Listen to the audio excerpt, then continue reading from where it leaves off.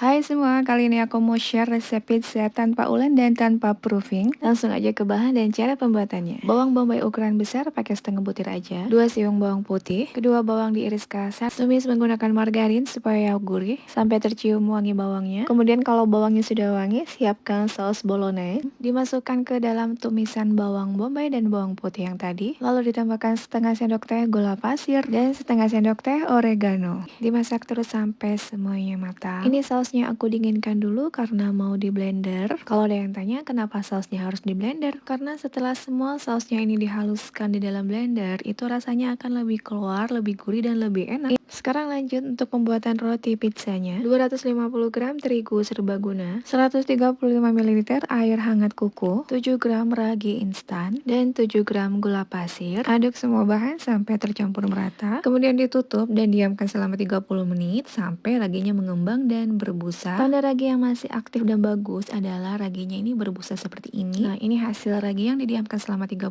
menit tadi, dia mengembang dan berbusa ya. Selanjutnya dimasukkan 1,5 sendok makan minyak. Aku menggunakan minyak sayur biasa, tapi kalau teman-teman punya olive oil lebih bagus. Setengah sendok teh garam. Diaduk sampai semua bahan tercampur merata. Air yang digunakan harus air yang hangat, tidak boleh menggunakan air yang panas. Setelah diaduk merata, campur air ragi ke dalam tepung terigu serbaguna. Aduk dulu menggunakan sendok sampai semuanya tercampur merata air ragi dan tepung terigunya. Dan di sini aku lanjut mengaduk menggunakan tangan. Tangannya sudah aku cuci bersih. Ini hanya untuk menyatukan semua adonannya aja, tidak perlu diuleni sampai kalis ya. Nah, begini saja sudah cukup dan tidak perlu terlalu halus juga karena di sini raginya sudah aktif dan mengembang. Adonannya aku bagi dua, jadi nanti dapat dua loyang pizza. Dibulatkan seperti ini, tidak perlu halus. Begini aja udah cukup. Untuk loyangnya pakai yang loyang seadanya di rumah juga bisa ya, nggak apa-apa. Jangan lupa diolesi minyak supaya tidak lengket. Adonannya aku pipihkan dulu untuk mengeluarkan gas di dalam adonannya ini.